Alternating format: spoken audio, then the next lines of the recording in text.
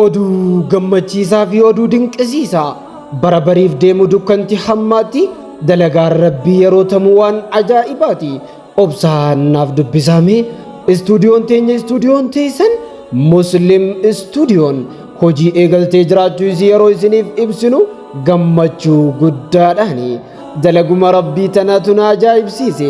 Barri kun yaanaaf bara sheenaa osoo hin taane bara seenaati. Akka qalbii isiniin cabsine isinuu tartee jirti isiniin jechaatii waan taresan isin daawwachiisuu barbaada.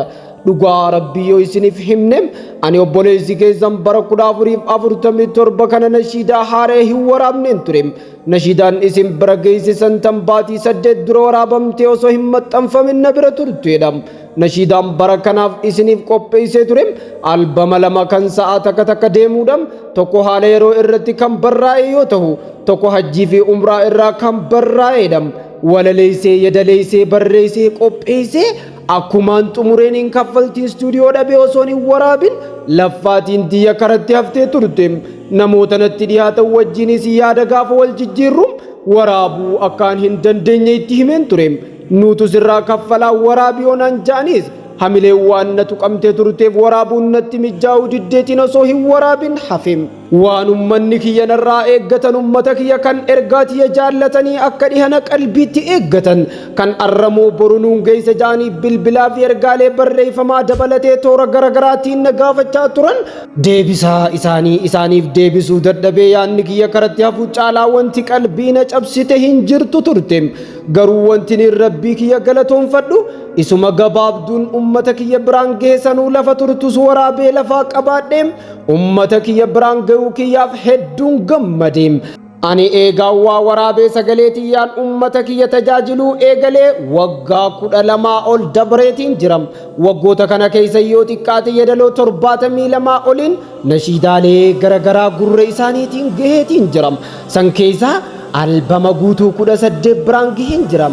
Lamaan bara kanaa kan sababa dadhabbii tiyyaatiin xumuramtee osoo hin waraabamin na biratti haftee wajjin albama 20 qopheesseen jiram.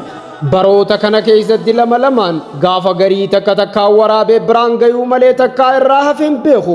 Yeroo duraatiif bara kanaan biraan gayuu dadhabee karatti hafuudhaan gaddee gaddaamaa keessa kufee hafeem. Garuu tanumaahuu waan dandeettii tiyyaa godhuu dhabee osoo hin taane godheetii waaniin akkaan godhuu qabu godhuun dhabnaan dhiisee ciiseem. Hoggaa bariif deemu dukkanti ammaatti akkuma jaamu bara itti narraa guutamuuf deemtutti akkana na godhee narraa guutuu isaatu hedduu na ajaa'ibsiise. Galanni rabbii keenyaaf haa ta'u ergasii ummata kiyyaaf haa ta'u. Anaa kaffaltii istuudiyoo waan hin kaffalee ittiin albama tokko waraabuu dhabee caphee hafeetum arraif bira kutee namoota biraatiif akkaan furmaata ta'uu rabbi na taasise. Galanni inni na biraa qabu guddaadha.